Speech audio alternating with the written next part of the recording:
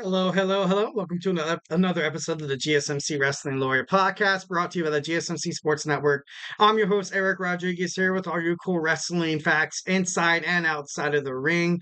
We take a step back into the curtain of professional wrestling, also some of the storylines, some of the matches, and some of the potential, title runs, everything, all wrestling, Ring of Honor, TNA, WWE mostly. Also, all elite wrestling. We dive into New Japan professional wrestling like here and there, but yeah, I'm your GSMC Wrestling Laureate. But before we move on any further, I want to remind you guys that we kind of had some sad news today. That the father of Roman Reigns, Sika Noi, he one half of the greatest tag team in the world. He was the best. The Wild Samoans. I think it was, well, yeah, the Wild Samoans. I don't want to misspeak, especially when I'm trying to tribute him here. No, they were amazing in tag team. He's definitely one of the best wrestlers of all time in terms of the tag team, kind of division there. I feel like you don't really see tag teams doing what they did, kind of brothers and like family kind of coming together and being dominant like the Wild Samoans were. And by all means, my prayers, thoughts, all to the Noe family. Obviously, Roman Reigns, the tribal chief.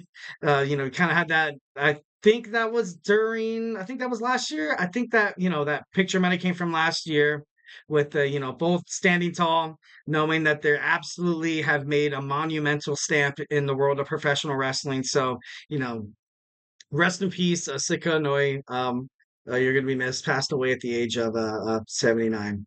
Well, thank you guys for tuning in to the GSMC Wrestling Laureate podcast brought to you by the GSMC Sports Network. We have a lot on tap for you today. We are going to talk about WWE Monday Night Raw. We're going to preview WWE NXT. I know it already aired, but on the East Coast. But it's live right now. I have it recorded, so obviously don't put any spoilers in the chat unless it's really, really juicy.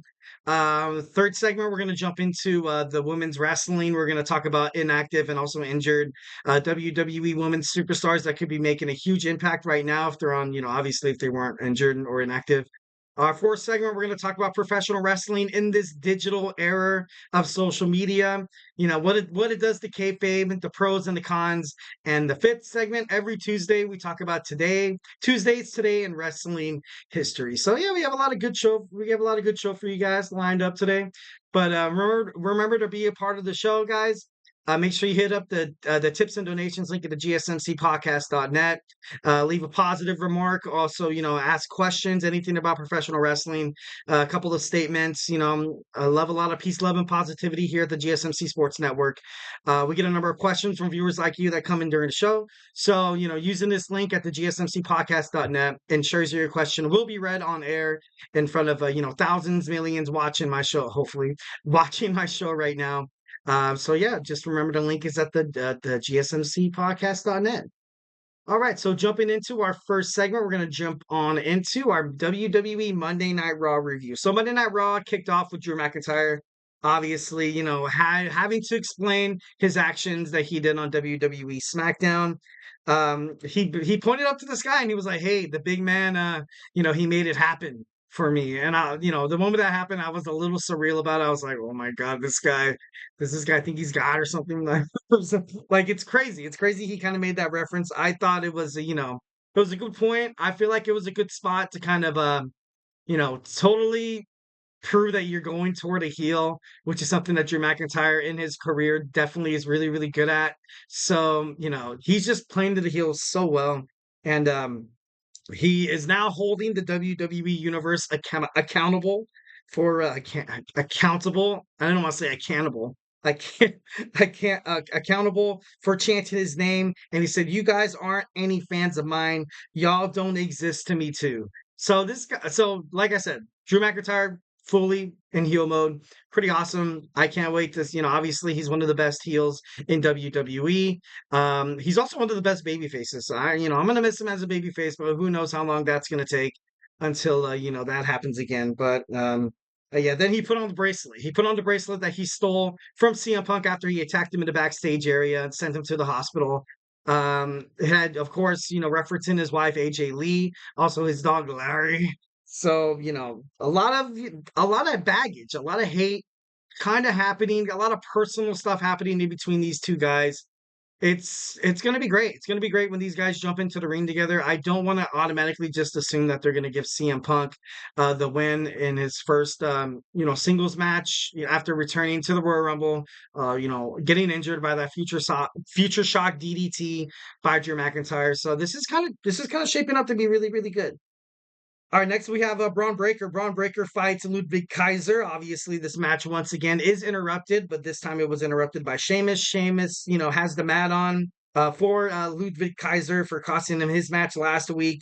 Um, After the match, you saw Bron Breaker confront, Adam Pearce in the locker room, banging on his door, wanting answers, saying like, "Hey, like this is BS, basically. Like I've had two matches, all of them interrupted by the guy's other like rival, and I can beat both these guys." So without beating around the bush, the Intercontinental Champion that Sami Zayn is, he comes out, obviously looks Bron Breaker face to face, no fear. Sami Zayn kind of makes a living. Kind of his MO is kind of killing the giant. Essentially, mostly all of his bookings and his matches as of late has kind of been can he slay can David slay Goliath, so to speak? Obviously, he did it against Gunther. There was a lot of speculations that Gunther had Sami Zayn beat on multiple occasions, but of course, due to overconfidence that stimulated his mind, he wasn't able to put him away. Sami Zayn took advantage of the brainbuster off the turnbuckle. Bam, that's history. WrestleMania 40, you saw Sami Zayn become the new Intercontinental Champion. So it's gonna be big. I don't, obviously they made the match. Adam Pearce made it official at the Money in the Bank pay-per-view. I could see how this could be a way to kind of propel Bron Breaker's career. Honestly, at this point, after all the bad bookings that they've had with him so far, with just raging and attacking people backstage and throwing Ricochet through a car windshield, something needs to happen. Something needs to happen with Braun Breaker's character. I don't want to see this match with obviously I do think there's going to be some kind of interference. Maybe Ilya Dragunov comes back to seek retribution against Braun Breaker. Maybe Ludwig Kaiser or Sheamus find a way to kind of mess things up to the point where they have a fatal four-way match at SummerSlam. But I don't see him really winning the championship so fast after being drafted to WWE Raw. But it's a possibility. It's a possibility. And Sami Zayn, his reign, I think it's been like 76 days. I think it's been. But I don't know. If they're gonna do this, they have to do it right. And I think right now is not the right time for Braun Breaker. But obviously I've been shocked before, ever since Paul Levesque took over. So, expecting some more shocks kind of heading their way. Lyra Valkyria fights in a triple threat match against Kairi Sane and Shayna Baszler for the, fourth spot at the Money in the Bank ladder match. Obviously, you saw Lyra Valkyria once again showing why she's been more impressive, why she deserves all the flowers in the world because how amazing she is, how dynamic she is, basically how she's taken over this WWE Women's Raw division by storm. Like she recently got drafted to WWE Monday Night Raw, and she's made such an impact. She was the the runner up to the women's a women's King of the Ring. And now she's fighting in the ladder match for the Money in the Bank. I don't know how far she will go and if she's gonna win, but if she does, that'd be pretty badass. Honestly, I wouldn't mind Lyra Valkyria winning that. But of course, I kind of have my bet on Chelsea Green because she would be such an antagonist, holding the briefcase, always possibly might cash in, always having that thought in the back of Bailey's mind, in the back of Nia Jax if Nia Jax wins at SummerSlam, in the back of Liv Morgan's mind. It's it's pretty big. It's going to be really really big. This woman's Money in the Bank, I feel like is probably going to be one of the best winners in the company's history. But that, of course, that's my opinion. So Lyra Valkyria wins the triple threat match. Liv Morgan comes out, once again saying that addressing Dominik Mysterio, saying that I know you're trying to play hard to get, which was funny as hell. And then Zelina Vega came out saying that you're playing for Rhea Ripley sloppy seconds. And Liv Morgan continues to call Dominik Mysterio Daddy Dom. Uh, of course, then you saw Rey Mysterio and Zelina Vega confront the WWE World Women's Champion in the ring. Obviously, Dominik Mysterio and his father right now really aren't seeing eye to eye. He pushed him because he was quote unquote a deadbeat But Liv thinks that he was trying to play hero here, and even like you saw a promo with Ronda Truth Killings in the back talking to Liv Morgan, be like, man, heroes come in like different shapes and sizes, and she's like, yeah, I know. Like it was just so like it was so surreal. It was crazy the way it's kind of happening right now. I know actually, according to reports that from a wrestling expert and historian Vince Russo, basically thinks that they're kind of doing it wrong. And I think it is kind of, heading toward that area, but I'm going to give it to honestly, I'm gonna give it to when Liv Morgan finally faces Rhea Ripley, because you have Dirty Dom constantly saying no, no, no, but his eyes say yes, yes, yes. One of those things. And then when they fight in a match, it's gonna be a monumental moment. It's gonna be a monumental character change. When Dominik Mysterio screws over his former mommy, so Liv Morgan retains the championship, because I love Rhea Ripley. I hated the way she had to ultimately relinquish the WWE World Women's Heavyweight Championship. But if Rhea Ripley comes back and wins it right off the bat, I feel like that just kind of leaves the women's division in Raw dead. And I don't know if that makes sense, but she's so dominating. She's so dominating. I don't know if anybody right now could really beat her, or if her being booked or being promoted in any kind of match right now, people are going to be like, dude, when Rhea Ripley came back, she won the championship right away from Liv Morgan. She has Dominik Mysterio back. She has Judgment Day back. She's going to be a winner again. And I don't want to see that. I want to see Rhea Ripley come back to a broken up Judgment Day, to a backstab Dominik Mysterio, full babyface turn by Rhea Ripley, established right then and there. Because Becky Lynch even said it herself that if Rhea Ripley is considered a heel, she's the worst heel in WWE Monday Night Raw history. And of course, she's not trying to say that to like kind of be a jerk. She said that because she gets a lot of Rhea gets a lot of positive, gets a lot of positive praise from the fans, which isn't bad at all. I feel like Rhea Ripley kind of deserves that spot right now. But this storyline is very, very touchy when it comes to romantic relationships in terms of professional wrestling. You may never know if it's going to be a home run or it's going to be just an absolute dud, absolute stinker. Moving on, we had Braun Strowman and Chad Gable against, and Bronson Reed fighting in a triple threat match for a spot in the men's Money in the Bank match. Obviously, you saw Chad Gable win. The moment he won, went dark, started getting smoky. You had the Wyatt Sicks come out. You had Sister Abigail come, she walked into the crowd after she gave Michael Cole a tape that was addressed to Pat McAfee.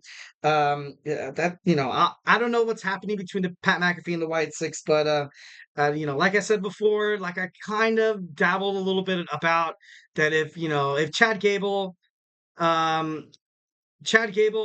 Pat McAfee, if these are the two top superstars that the Wyatt Sicks are going to go after right off the bat, I think it'd be kind of bad for the faction, honestly. But that's my opinion, of course. But moving on.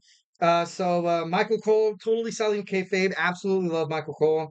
And Chad went to the Alpha Academy wanting forgiveness, needs a little bit of backup, but Otis doesn't trust him. Says that, hey, man, we said we're done with you. Maxine Dupree says, let me talk to him. Let me see if we can make something happen here. So honestly, Chad Gable, he lost the only friends he had. Now he's kind of a sitting duck. You did see him talk to the Creed brothers, and Ivy Nile, which, could possibly head for him, creating a faction of his own with these three superstars, just so, he has some backup. Just so he has some backup, someone to kind of fight against. Maybe they take on the Wyatt Sicks in the future. Who knows? But should be interesting. Should be interesting to kind of see how that plan pans out. So Dawn and Fire, defeated Katana Chance and Kaden Carter. I think they're a great champion so far. It's going to be kind of interesting to find out what what Bianca Belair and Cargill decide to do in terms of a rematch. But, moving on, Liv Morgan, once again, working for the Judgment Day, getting R-Truth to talk to Adam Pearce, getting the WWE World Tag Team title main event match approved.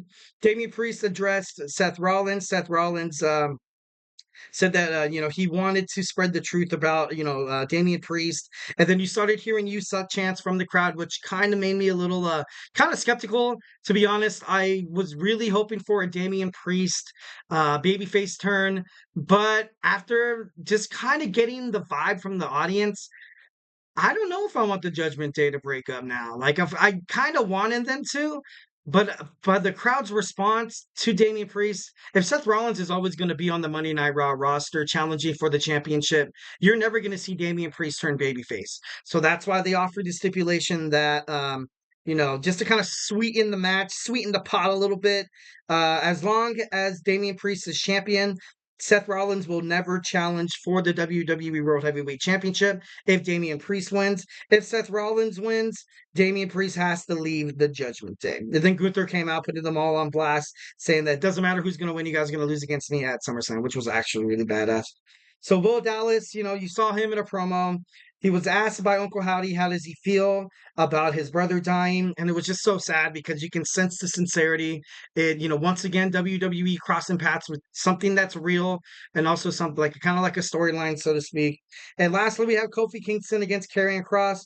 Cross won thanks to the distraction by the Authors of Pain attacking Xavier Woods backstage. But once again, Xavier Woods can't count on Kofi Kingston. I don't know if that's going to play into their kind of their feud heading forward. Should be interesting. Then lastly, sorry, excuse me.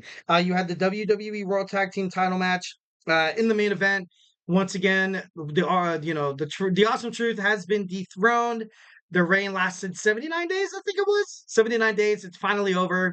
We kind of thought that was going to happen. How it was going to happen was a total shocker. Liv Morgan helped the Judgment Day, Finn Balor, and JD McDonough regain the WWE World Heavyweight titles. Tag team titles. All right, so that was segment one, and now we're going to jump on into WWE NXT preview. So, hey, do not go anywhere.